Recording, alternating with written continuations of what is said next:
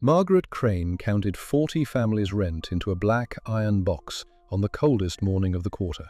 Her breath hung white over the coins, and not one of those coins was hers. She stacked them by cottage. She knew every hand that passed them to her. The Ackroyds, short a shilling and shamed by it. Old widow Pell, who paid in copper worn smooth. The box took them all the same. It sat heavy on the trestle, forge black, her father's mark stamped in the lid. Silas Brant watched her fingers move. He did not like how fast they moved. When the counting was done, he flipped a coin at her, a tuppence.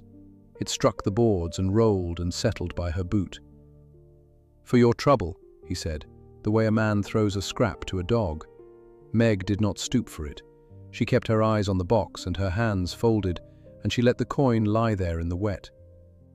"A blacksmith's chit," Brant said, loud now, so the yard could hear. "Has no business fingering a gentleman's ledger." Behind him stood 40 tenants in the rain. Not one of them moved toward Brant. One by one they stepped past him, and one by one they laid their rent in Meg's open hands, not his. From the churchyard wall, a man watched the whole village refuse his own agent. He was the new Duke, 2 years home and still a stranger to his own mud. He did the one thing no Duke does. He crossed the yard. And he asked the smith's daughter, not his steward, to explain the accounts. We will get to her answer. Not yet. If you have ever been judged by your dress instead of your heart, this story is for you. Before we go on, subscribe and stay to the end, because this one turns twice before it's done. And tell me in the comments the town you're watching from. I want to see how far this story travels tonight. Now, let me take you back 9 weeks. Back to before the rain, before the box, before a duke ever thought to cross a yard for her. The village was called Ravensmoor. It sat on the edge of the moor in the West Riding of Yorkshire, where the wind came down off the tops and found every gap in every wall. It was the year 1861. There was a forge and a church and a street of low grey cottages, and beyond them the great house on the rise, and around all of it, the land. The land belonged to the Duke. Nearly everything did. Margaret Crane was 24. Folk called her Meg. She was the blacksmith's daughter, and she had her father's steady hands and her mother's quick mind, though her mother was long in the churchyard now. She could read, she could cipher, she could take a column of figures and run down it faster than the schoolmaster, and never miss. That last part is why this story happens at all. For years, the estate had a bailiff named Hutton, an honest old man. He kept the rents fair and the book true, and when a family fell behind, he found a way to carry them till harvest. Then Hutton died in his sleep one winter, and the old Duke died not long after, and the land passed sideways and strangely to a younger brother who had been away at sea. And into Hutton's empty chair, someone put Silas Brant. Brant came from the south. He wore good cloth and a clean collar, and he smelled of pomade, even out on the moor. He called the tenants, "you people." He kept a ledger with a fine copperplate hand, every line straight, every sum neat. And within a season, the rents began to climb. Not all at once. That was the cleverness of it. A shilling here, a few pence there. A cottage that had paid the same rent for 20 years found itself of a sudden recorded as owing more. When a man complained, Brant would open his beautiful book and lay his finger on the line and say, in a voice like cold tea, that the figures did not lie, that perhaps the man's memory did. And what could the man say? He could not read the book. Most of them could not read at all. But Meg could. It started small. Ackroyd came to the forge one evening, cap in his hands, and asked her, quiet, ashamed, if she would look at a thing for him.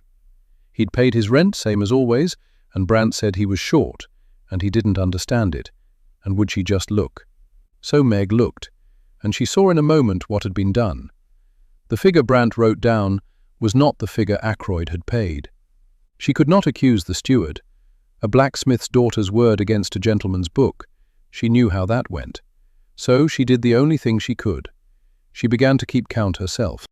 It became a habit, then a system, then something the whole village leaned on without ever saying so aloud. The forge was neutral ground.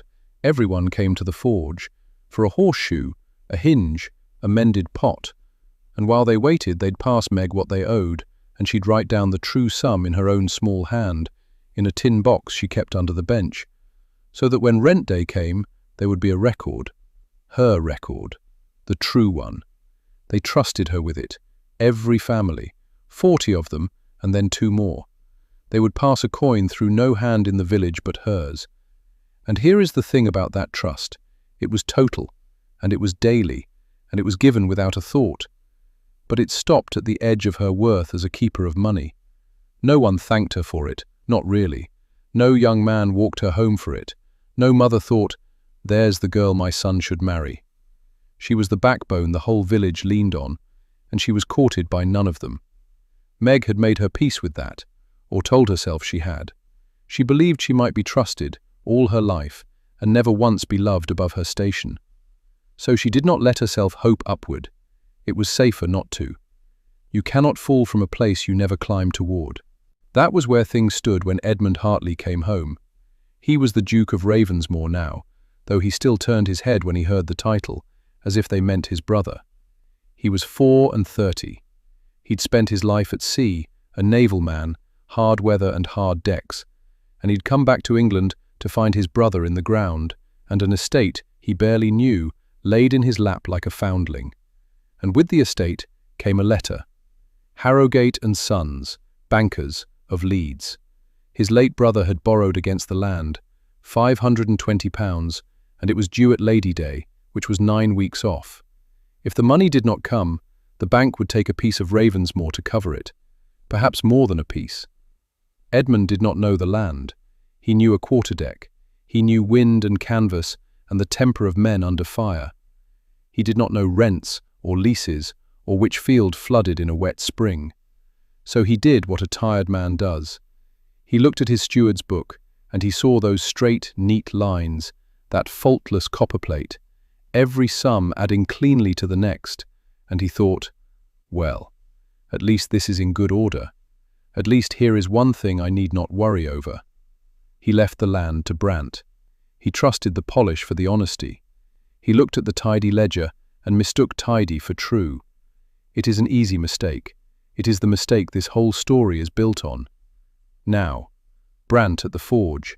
The steward came down most weeks, on the estate's business, and he never missed a chance to remind the village what it was. One grey afternoon, Meg was at the bench with the accounts spread when his shadow fell across the door. "Still playing at sums, Miss Crane?" She did not look up. "Somebody has to." A dangerous game, that. He came in out of the wind, careful of his boots on the ash-strewn floor. Figures are a gentleman's province. A girl who meddles in them can find herself accused of all manner of things. Do you understand me? She understood him very well. She kept writing. Her father Josiah came in from the back then, big and black-armed, a hammer still in his fist, though he'd not meant it as a threat. Brant straightened his collar and remembered somewhere he had to be. But at the door he turned. "Quarter day is Thursday," he said. "See, the village brings what it owes, the true sum, not what it fancies it owes." And he was gone, pomade and all, into the cold. Josiah set the hammer down. "You want to be careful of that one, Meg." "I know it, Da. He's the sort that hurts folk and calls it the law." He looked at her a long moment. His face was not a soft face, but there was fear in it, the particular fear of a father who has already lost the wife and cannot bear to lose the girl. "You reach too high with him and he'll pull you down just to watch." "I'm not reaching for anything," and she believed it when she said it. That evening she did the thing she always did before a rent day. She made her tally. She went down every cottage in her true book and she wrote out, small and clean, what each family had actually paid that quarter. Then she folded the paper into a tight square and she tucked it up into the lid of the iron box. The box her father had forged. It had a false depth to the lid, a hollow, meant for nothing in particular. Josiah had made it that way from long habit, the way a smith leaves himself room. Meg had found the hollow years back. Now, every quarter, she slid her folded true tally up into it, out of sight, and thought nothing of it. It was only a precaution, a thing you do and forget you've done. She never once imagined it would matter to a living soul. That square of paper is going to matter more than anything else in this story. Hold on to it. The Duke rode down to the village twice in those weeks. The first time he barely saw her. She was one grey figure among grey figures, and he was full of his own trouble, the letter from the bank folded in his coat like a stone. The second time was at the forge.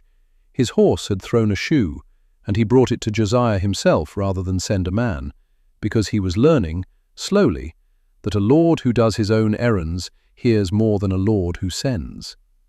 He stood in the door while her father worked, and he watched the daughter at the bench with her columns of figures, and something snagged in his mind.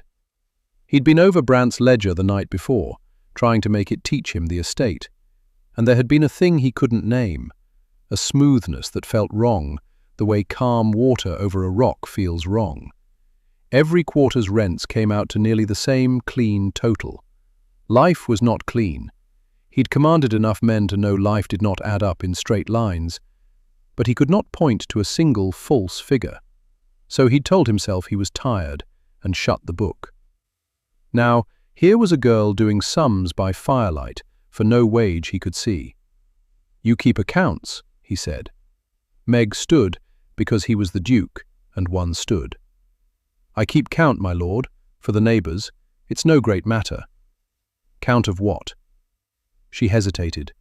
To tell him was to accuse his own steward, and she was a smith's daughter, and he had left the land in Brant's hands with his own signature. "Of small things," she said. "Who's owed what? Who paid whom? So there's no quarrel later." He looked at her a moment longer than was needful. She had a plain, steady face, and it did not flinch under a duke's eye, and that was rare enough that he marked it. Then Josiah brought the shoe hissing to the water, and the moment broke. Josiah's wife had made tea before she died. That was the room's memory of her, the pot she'd used. The girl kept the custom. She poured for the Duke and for her father, and Edmund, watching, saw her take her own cup, black. No sugar. There was a sugar loaf on the shelf, wrapped in blue paper. She did not touch it. He thought nothing of it at the time. It came back to him later.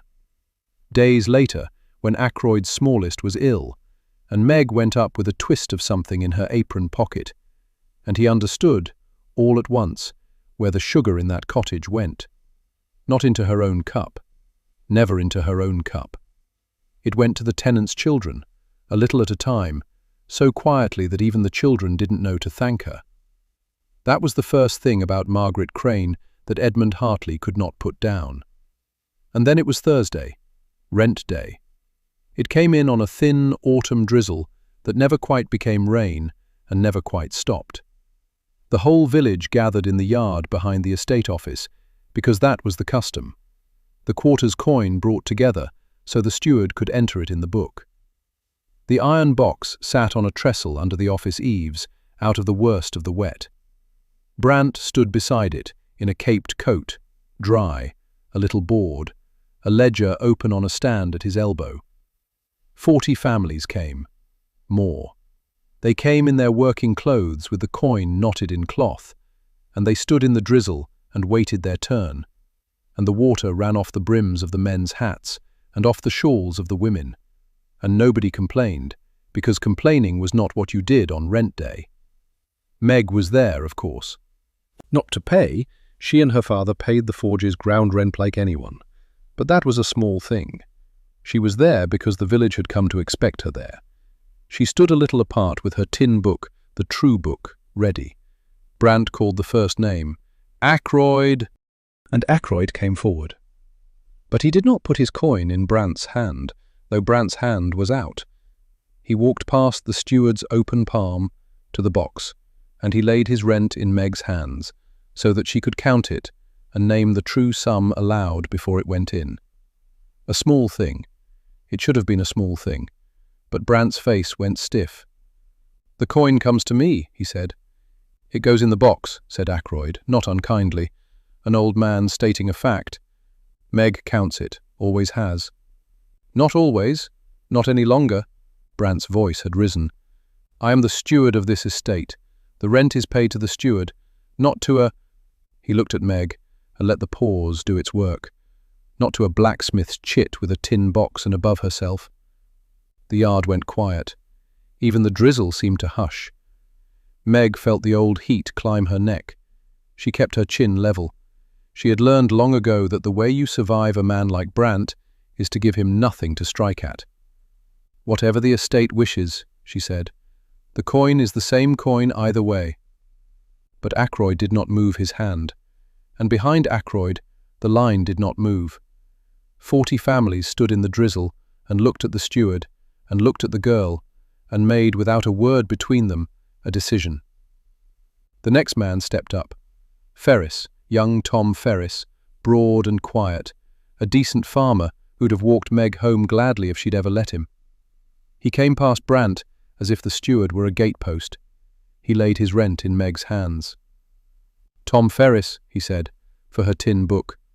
£2.6, same as it's always been. And a look went sideways at Brant when he said always, that everyone in the yard could read. Then the widow Pell, in her copper. Then the Ackroyd son. Then the Hartleys of the low field, who shared the name but not the blood. Then all of them, one after another, coming forward in the wet to lay their coin in the smith's daughter's open hands. Every last one stepped past the steward. Not one paid to Brant. He stood there, dry under the eaves, with his beautiful ledger and his caped coat, and his own estate refused him to his face. It was the most naked thing the village had ever done, and it was not done in anger. That was what made it terrible for Brant. There was no shouting, no fist, just 40 quiet people declining in the rain to trust him with a single penny, and trusting instead the girl he'd just called a chit. Meg counted every coin. She named every true sum aloud, and with each sum she named, the thing that Brant had hidden for 7 years came a little further into the light. Because the true sums she called were not the sums in his book. And men have ears. What none of them had marked, in the heat of it, was the figure by the churchyard wall. Edmund had come down meaning to watch his first rent day from a distance and learn how the thing was done. He'd meant to stand back and let his steward run it, as a duke should. And instead, he had watched his steward humiliate a girl, and he had watched his entire tenantry, every soul who owed him money, walk past that steward as though he did not exist. A commander learns to read a deck in a heartbeat. Who men obey when the guns are firing tells you everything, and it is never who the rank list says. Edmund stood by the wall with the rein in his collar and read his own estate in one long look, and what it told him was plain as a flag. The authority here did not sit with the man he'd handed authority to. It sat with the girl at the box. He crossed the yard. You do not understand, unless you were of that time and place, what it was for a duke to do that. To leave the dry ground by the wall and walk out into the working mud, through the parting crowd of his own tenants, past his own steward, and stop in front of a blacksmith's daughter. The gentry did not cross to the smith. The smith was fetched to the gentry. He stopped in front of her. The box was between them, full of the village's coin. "You've been keeping the count," he said. "Yes, my lord." Her voice did not shake, though everything in her wanted to look at the ground. "Is it right? What's in the box against what's in his book?" He did not glance at Brant. He kept his eyes on her. And here was the moment her father had feared. To answer honestly was to call the duke's own steward a liar, in the open yard, with the whole village and half the gentry watching. It was the exact height Josiah had begged her not to reach. Meg looked at the box. She looked at the 40 families in the rain who had just laid their trust in her hands in front of everyone, and she found she could not, in front of them, tell a lie to make herself smaller. "No, my lord," she said, "it is not right, and it has not been right for a long time." Brant made a sound and started forward. Edmund lifted one hand, not even looking at him, the way a man quiets a horse, and Brant stopped. "Then you will keep the count today," the Duke said to Meg, "in your book, and I will have both books, yours and his, brought up to the house tonight, and we will see which one the coin agrees with." He had, in front of the entire shire, set a smith's daughter's tin box above his gentleman's ledger. The tenants saw it. The few gentry who'd ridden by to watch the quaint spectacle of a country rent day saw it too, and their faces closed like doors. A duke deferring to a blacksmith's girl. It would be in every drawing room in the county by supper. Meg kept the count. Her hands were steady the whole time, which she was proud of afterward because inside she was anything but. And when it was done, and the box was full, and the last family had gone home through the drizzle, Brant came to her at the trestle, close, his voice for her alone. "You clever little fool," he said, almost gently. "You have just made the worst enemy of your life, and I will have you for a thief before this is done. Remember I told you so." Then he smiled at the Duke across the yard, and bowed, and went to fetch his book as he'd been bid, the picture of an honest man wronged. Meg stood a moment in the empty yard with the rain on her face. She should have felt afraid. She mostly felt tired. And underneath the tired, in a place she did not want to look at, something else. Because a man of rank had crossed a muddy yard to ask her, and only her, for the truth. She put the feeling away at once. Girls like her did not keep feelings like that. They only bruised you. That night, both books went up to the great house, and within the week, the Duke sent down a message to the forge that changed the shape of everything. He wanted her to reconcile the estate's accounts, not to keep the village count in secret anymore, to sit with the true rents against Brant's ledger, page by page, year by year, and find out exactly what had been done. Josiah did not want her to go. They argued about it low by the banked fire, so the neighbors wouldn't hear. "You'll be alone in that house, with the books and his steward hating you, and his kind watching for you to slip. When it goes wrong, and it will go wrong, Meg, it always goes wrong for us. Who stands for you? A duke? He'll drop you the moment it costs him. The whole village stood for me on rent day, Da.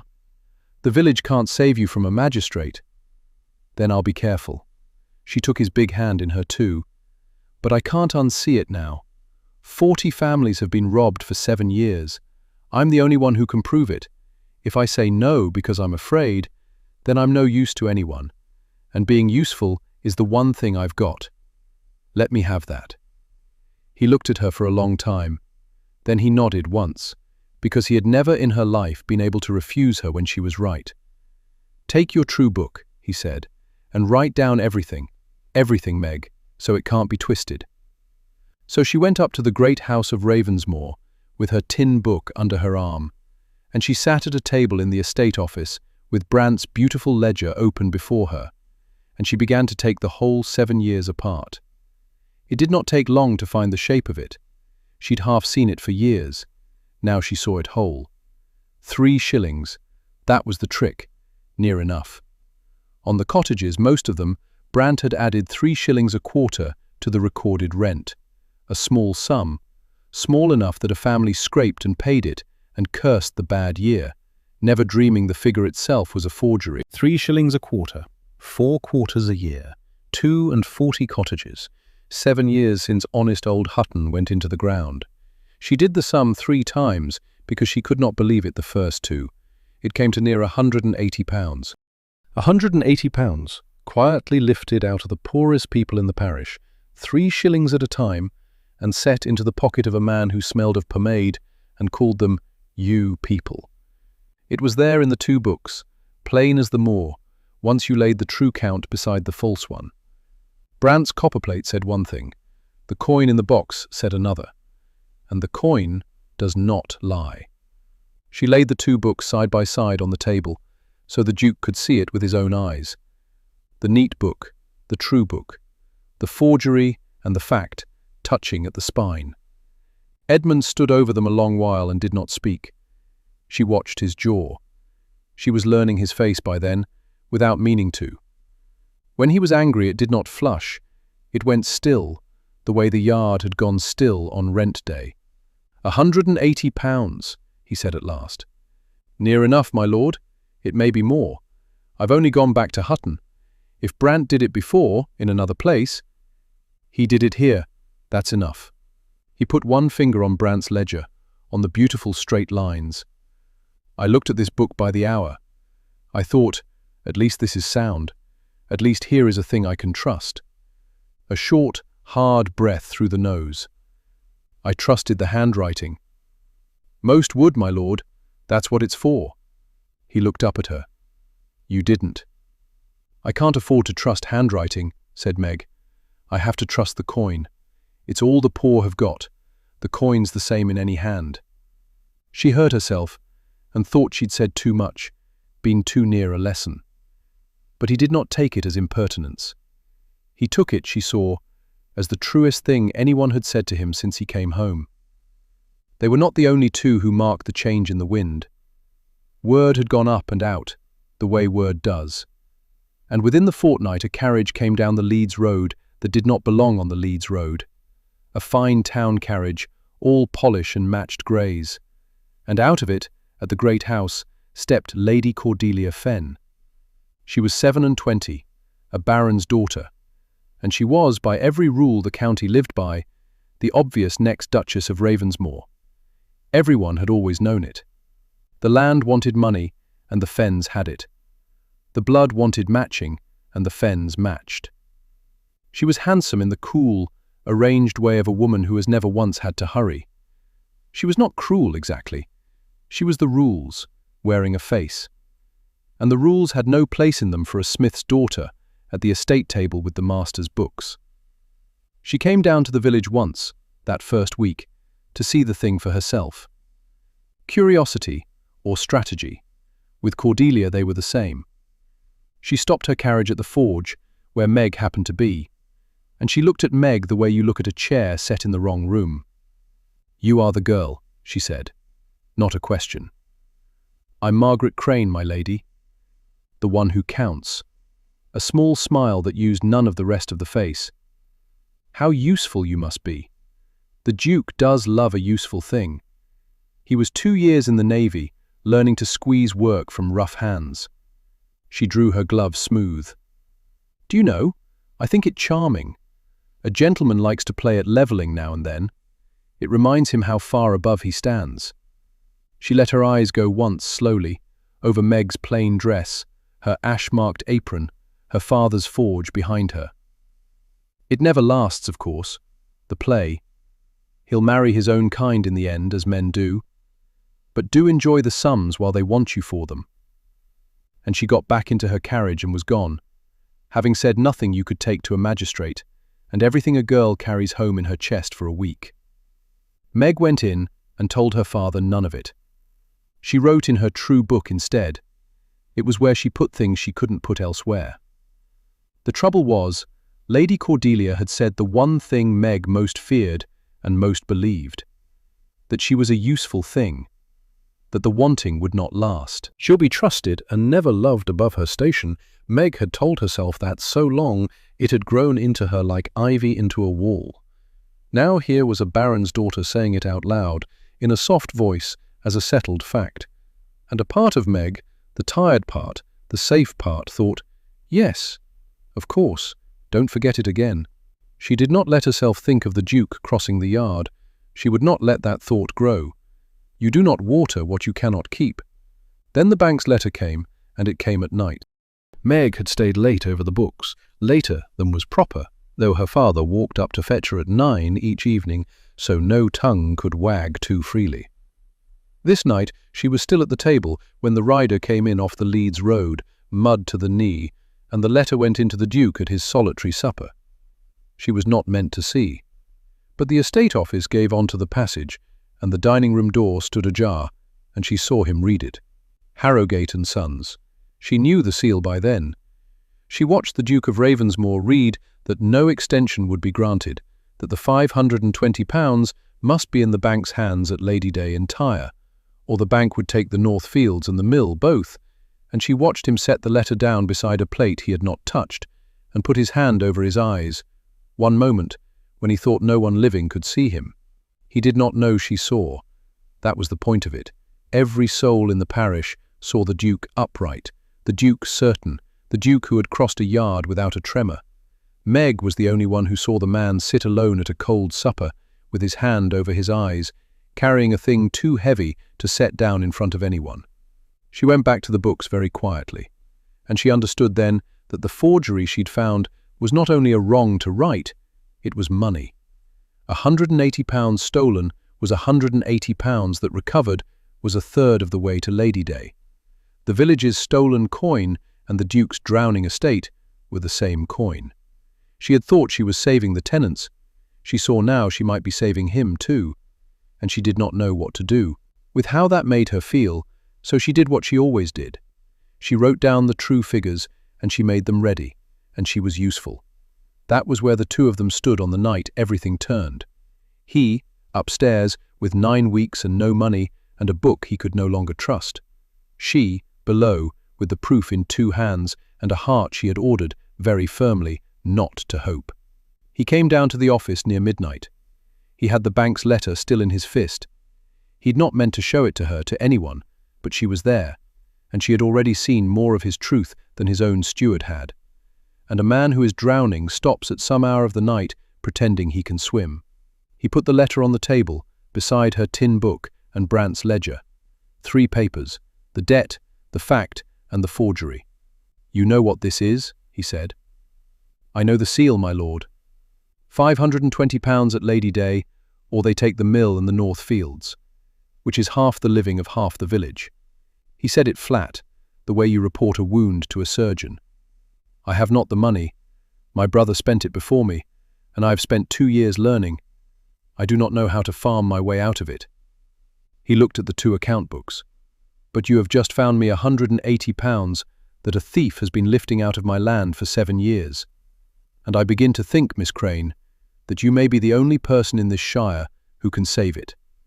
Meg looked at the 3 papers on the table, the debt, the fact, the forgery, and she felt the whole quiet architecture of her life, the tin box under the bench, the folded tallies in the lid, the careful smallness, the not hoping. She felt it come to the edge of a thing she could not step back from. To do this openly was to stop being the village's secret hand and become the Duke's own agent, in daylight, against Brandt. It was to stand where the whole county could see her stand and make Silas Brandt her declared enemy. A man who had already promised, low and gentle, to have her for a thief before it was done. Her father's voice was in her ear.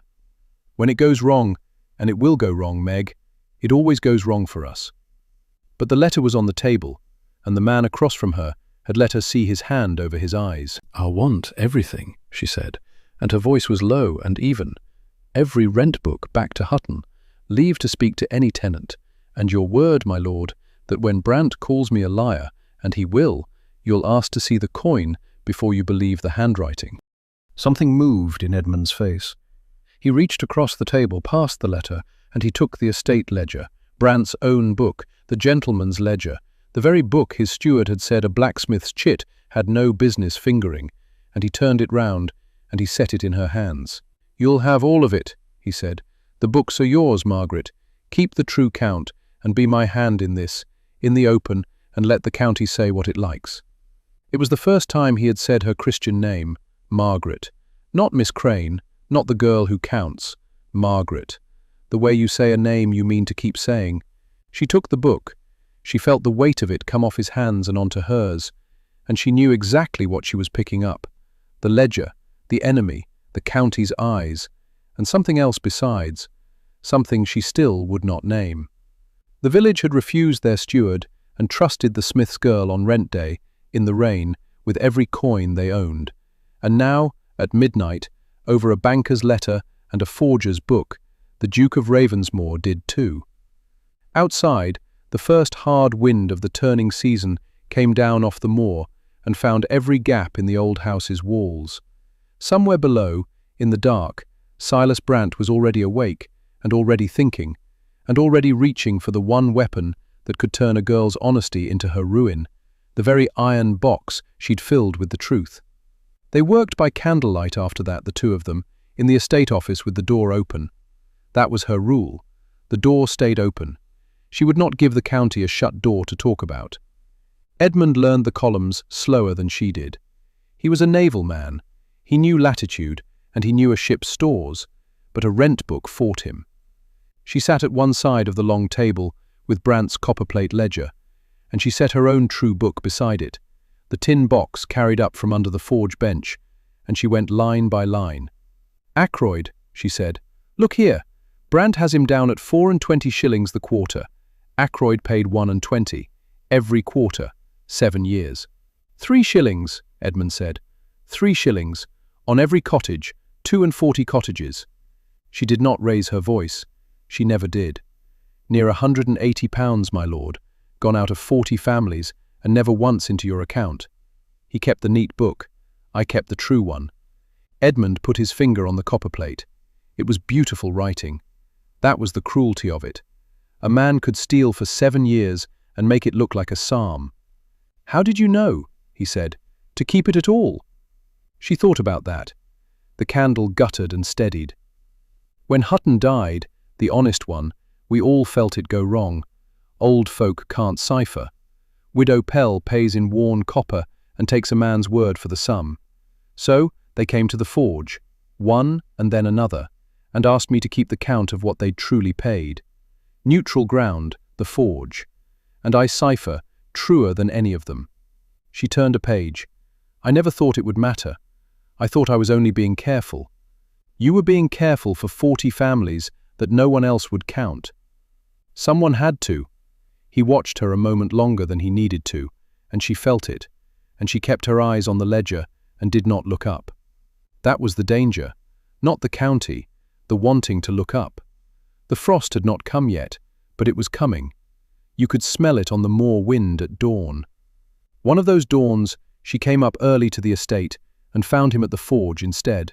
Her own forge, in his own coat, crouched at the door with an oil can. The bottom hinge had shrieked for a year. Her father meant to see to it, and never had the hour. It wanted oiling, Edmund said, as if a duke at a smith's door with an oil can were the most ordinary thing in the shire. "My lord?" "Edmund," he said, when the doors opened, and he worked the hinge till it swung silent, and he stood, and there was rust on his good coat, and he did not seem to mind it at all. She thought, this is how it starts, the thing I told myself I'd never let start.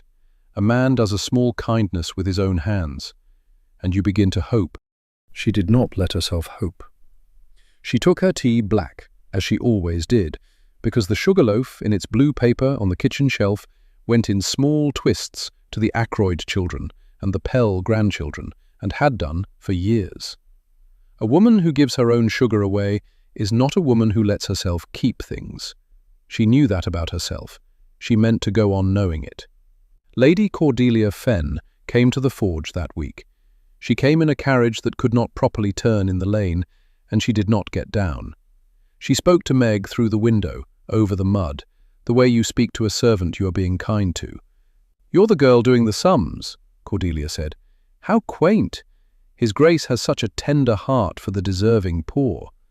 She let that sit. "You do understand, don't you, that a great house cannot be run on the arithmetic of a forge?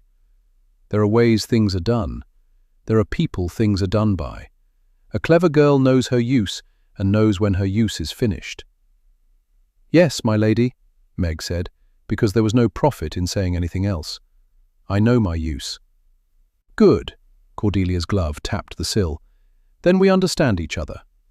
And the carriage went, badly, backward down the lane, and Meg stood in the doorway with the oiled hinge and thought that the woman had told her the truth without meaning to.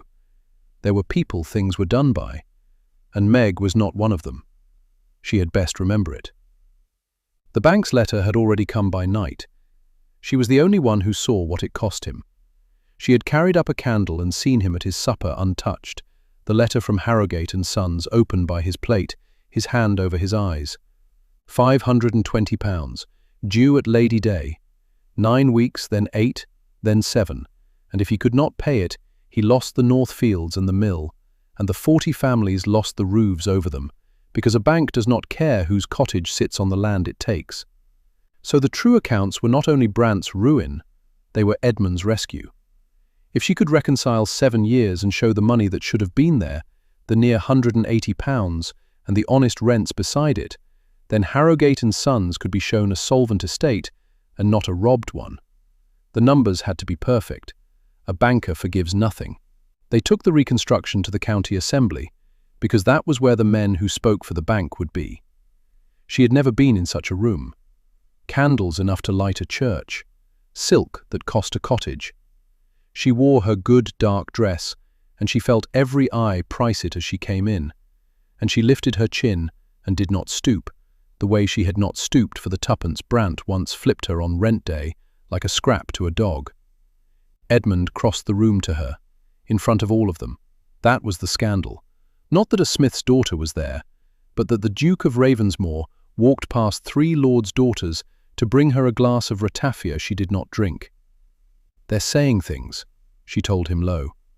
"Let them say things," he said. "Can you answer the bank's man?" She could. When the banker's agent, a dry Leeds man, put a hard question about the North Fields yield against the mortgage, it was Meg who answered him, figure for figure, quarter by quarter, and the room went quiet, in the particular way a room goes quiet when a person it has decided to dismiss turns out to know the one thing everyone else only pretended to. The dry Leeds man wrote in his book.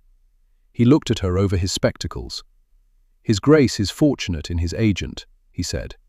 "His Grace is honest in his agent," Meg said. "It's not the same thing, and it's rarer." There was one dance, chaperoned, correct, a quadrille with the room watching.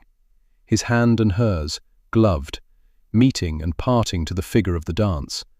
Meeting, parting, that was the whole of it. It was almost nothing.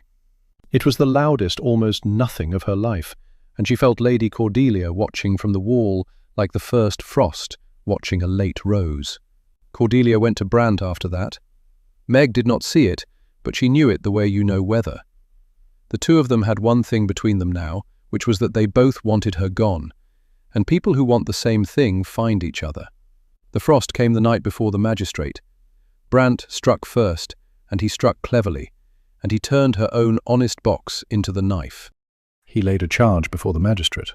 He, Silas Brant, steward of Ravensmore, accused Margaret Crane, blacksmith's daughter, of collecting the rents of 40 families and embezzling them. And the terrible thing, the thing that made her go cold in the parish room, was that the surface of it was true. She had held every coin.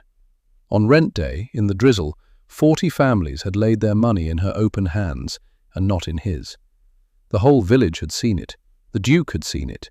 He brought the iron box in as his evidence, and set it on the magistrate's table with a bang.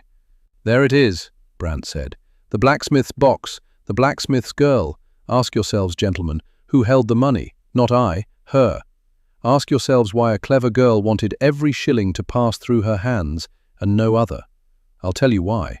Because a thief needs the coin to touch her palm before it can stick to it." The magistrate looked at the box.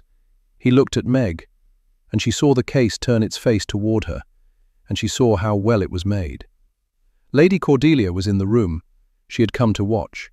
She said her one line to the woman beside her, but she said it to be heard. "What will people say?"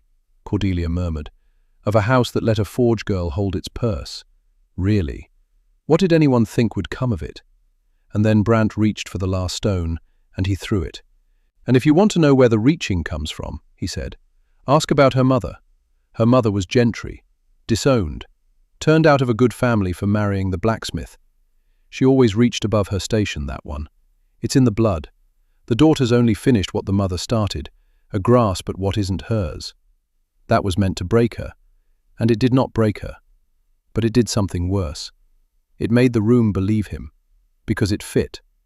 A disowned gentlewoman's girl, clever above her place, hands full of other men's coin, of course. Of course. The story wrote itself, and every face in the room finished the sentence. And Edmund hesitated. It was one beat, one breath. She saw it. She would carry that one beat a long time. The moment the man who had said "Margaret" in the dark looked, for the length of a single heartbeat, like a man doing sums he did not want to do. Duke, debt, bank, a charge of theft against the woman he had made his agent in the open. What will people say? He hesitated. And Meg, who had told herself she would be trusted, but never chosen, felt the old truth close over her head like cold water, and thought, "There. You see? You were right about yourself all along." She did not weep. She would not give the room that. She stood, and she was steady, and she said only, "I've kept the true count for 7 years, and it's kept whether you believe me tonight or not."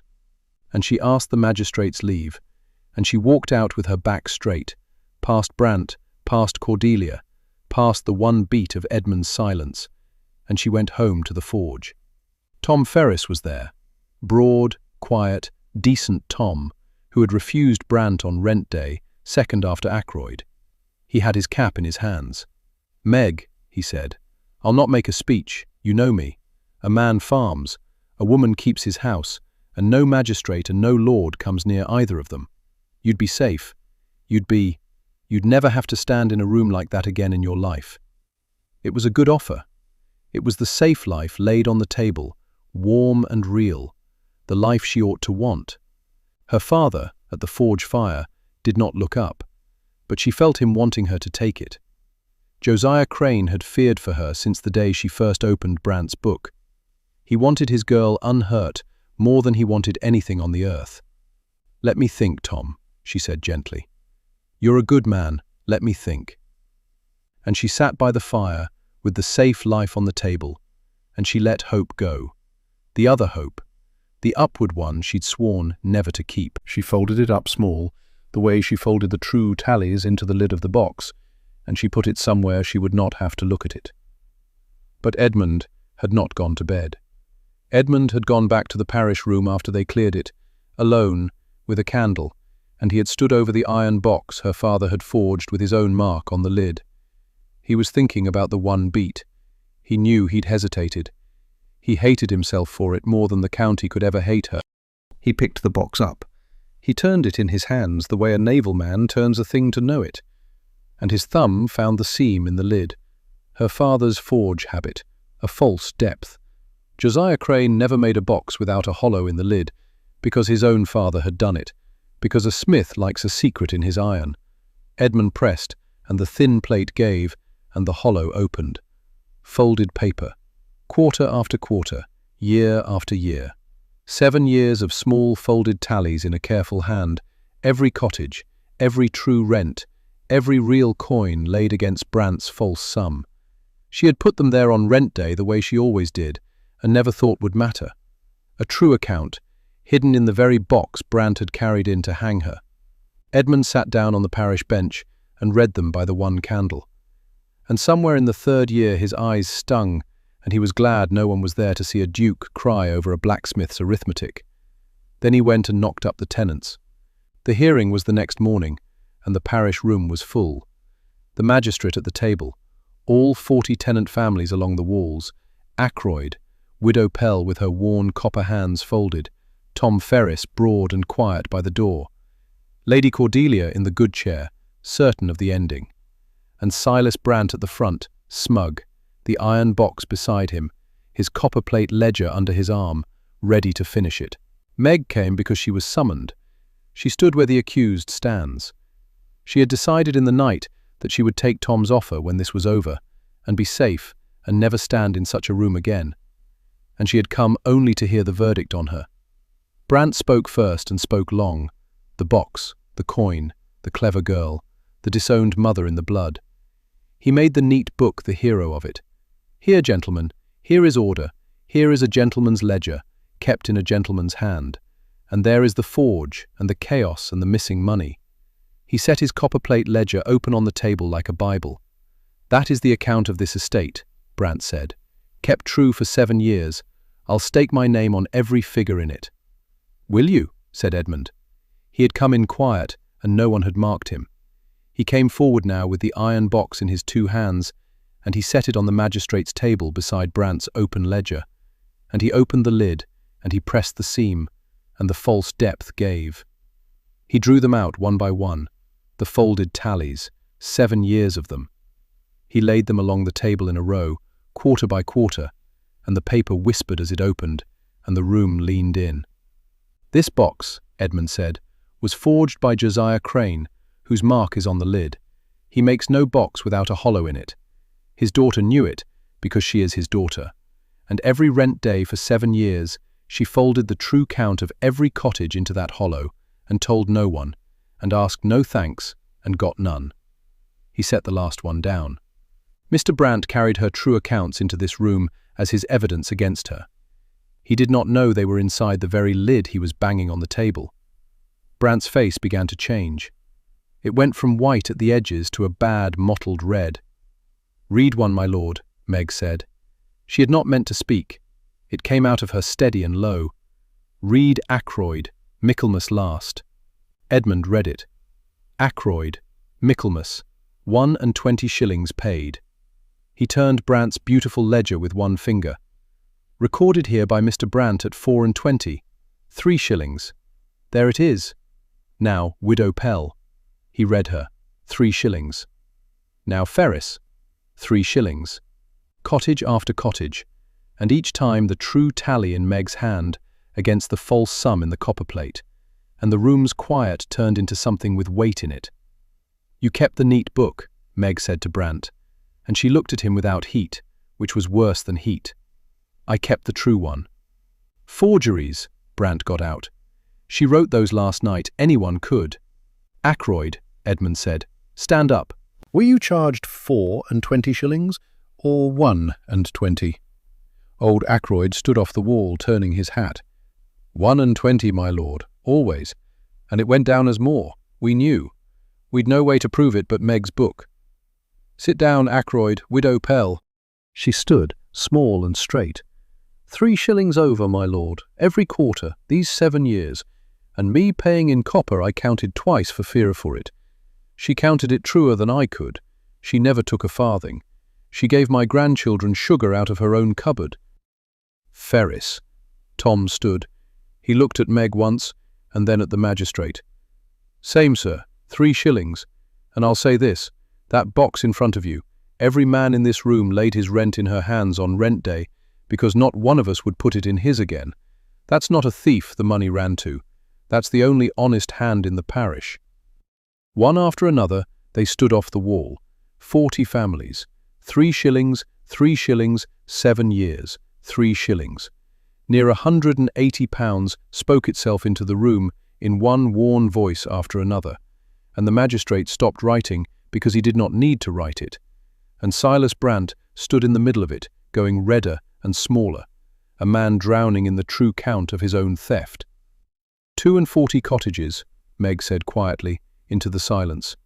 3 shillings a quarter, 4 quarters a year, 7 years. It comes to near £180, sir. It's all in the book you're standing over. I only ever wrote down what was already true." The magistrate looked a long time at the 2 books side by side, the neat one and the true one. Then he looked at Brandt over the top of them. "Mr. Brandt," he said, "you brought this charge. It appears you brought the whole of the evidence against yourself and did not know it. This estate will require an accounting of near £180, and this court will require your answer at the assize." He nodded to the constable at the door. "The charge against Margaret Crane is dismissed, wholly, struck out." Brandt made a sound, not a word. He looked at the row of folded paper, 7 years of small, honest tallies that had sat under his hand in a box he thought was empty, and he understood at last what had beaten him. Not a lord, not a magistrate, a blacksmith's girl with a pencil, doing every night the one thing he had counted on no one bothering to do, keeping the true count. They took him out. He did not go smug. He went the way such men go, all at once, with nothing left in the face at all. Then Edmund turned from the table to the room, not to Meg, to the county, to the lords' faces and Lady Cordelia in her good chair, and he said it plainly, so that every one of them would carry it home. "My tenants trusted her with their last shilling on rent day," he said, "in the rain, before I ever crossed that yard. I am only the last man in this shire to learn what 40 families already knew." He let it stand. "If any here thinks the less of a house for it, they know their road. Lady Cordelia Fenn rose. She gathered her skirts. She said not one word. There was not one word left that would serve her, and she walked out of the parish room with her chin up and her ending taken from her. And that cold, silent going out was the whole of her answer, and the last anyone in Ravensmoor saw of her. She married her duty elsewhere within the year, a viscount in the next county, correct and comfortable and exactly as arranged. And it was said she never once spoke the name Ravensmoor again. The sneering gentry did the arithmetic they were slowest at, which was the arithmetic of who to be seen agreeing with, and found, suddenly, that they had always thought the girl remarkable. But Meg stood where the accused had stood, cleared, and did not feel cleared. She felt tired, and she felt the safe life on the table at home, and she thought the thing was over now, and she could go and be Tom Ferris's wife, and never stand in a room like this again. Edmund came down the room to her. He had the iron box in his hands, and he did the one thing no duke does. Before the magistrate, before the county, before all 40 families still standing off the walls, he took Brant's copperplate ledger from the table, the estate ledger, the gentleman's book, the very book his steward had said a blacksmith's chit had no business fingering, and he set it in her hands, in front of everyone, in daylight. "Margaret Crane," he said, and he said the whole of her name. "I asked you once to keep the true count in the dark, and you did. I'm asking you now to keep it in the open, for good. Keep Ravensmoor's accounts." He did not lower his voice for the last of it. He raised it, "and keep its name, as my wife." The room made no sound at all. She stood with the enemy's book in her two hands, the book that had been the whole 7 years' war, and she looked up at him at last, the thing she had never let herself do, look up and hope, and she found she was allowed to. "My lord," she said, and her voice was not steady now, "I only ever hope to be useful." "I know," Edmund said. "That's the whole of why I'm asking you to be chosen instead." The village had trusted her on rent day, with every coin they owned, before he ever did. And now, before all of them, so did he, so he did, too. She said yes, with the ledger held against her, like something she would never set down. And 40 families came off the walls at once, and the noise they made was not a parish room noise at all, and old Ackroyd was heard to say, loud, to no one and everyone, that he'd known the Smith's girl would be the making of the lot of them, and had said so for years, which was not strictly true, but no one corrected him, because it ought to have been. They paid the bank at Lady Day. The true accounts, reconstructed to the farthing, showed Harrogate and Sons, an estate that was robbed but not ruined, honest under the theft, worth its £520 and more, once the money stopped running out of it into a steward's pocket. The dry Leeds man came and looked at Meg's columns, and looked at her, and closed his book, and said the estate was sound. The Northfield stayed, the mill stayed, the 40 families kept their roofs, and the bank went away, and Lady Day passed like any other day, which is the finest thing a Lady Day can do. The frost broke into a late thaw, and then into spring. By the wedding the moor was green again at the edges, and the beck ran loud, and the estate office had a black iron box sitting square in the middle of the desk, with nothing hidden in the lid any more, because there was no longer any need to hide the truth in Ravensmoor. Rent day was open now. A tenant paid what he owed, and saw it written true in front of him, and went home. Josiah Crane's forge mark on the lid of that box became the estate's seal. It went on the top of every honest page, the Smith's small stamp where a great house would have put its crest, and Edmund liked it better than any crest, and said so. Josiah gave his girl away, though it was the tenants who truly stood as her witnesses. That had been Meg's one condition, and Edmund had wanted it as much as she did. Not lords along the front, the 40 families. Ackroyd and Widow Pell, with her copper hands, and Tom Ferris, decent Tom, who stood up straight and wished her well, and meant it, and went home, and married a good farmer's daughter the next spring, and named a child after no one in particular, and was content. The village that had trusted her, when no one would court her, stood up, all of it, and gave her to the man who had learned to do the same. The community's trust was her dowry. It was the only dowry a duke could not have bought, and the only one she would have been proud to bring. Silas Brant answered at the assize, and went where such men go, and the last of the near £180 was recovered against him, and it went back to the families in small, honest sums, 3 shillings a quarter, given back the way it had been taken, and Widow Pell wept over hers, and would not spend it, and Meg, the Duchess of Ravensmore now, though half the parish still called her the Smith's girl, and she never once minded, kept the true count for the rest of her days, in the open, in a good hand, in a book with a blacksmith's mark on the lid of the box beside it. She had believed all her life that she might be trusted and never chosen, that worth was one thing and birth another, and the two never met. She had been wrong about that. She had been right about everything in the ledger, and wrong about the one sum that mattered, which was her own. Worth is the truest birth there is. It was born in a forge, and it was counted in copper, and it stood up along the walls of a parish room 40 families deep, and in the end, even a duke could read it. If you've watched this far, tell me the town you're watching from. I want to see how far this story has travelled.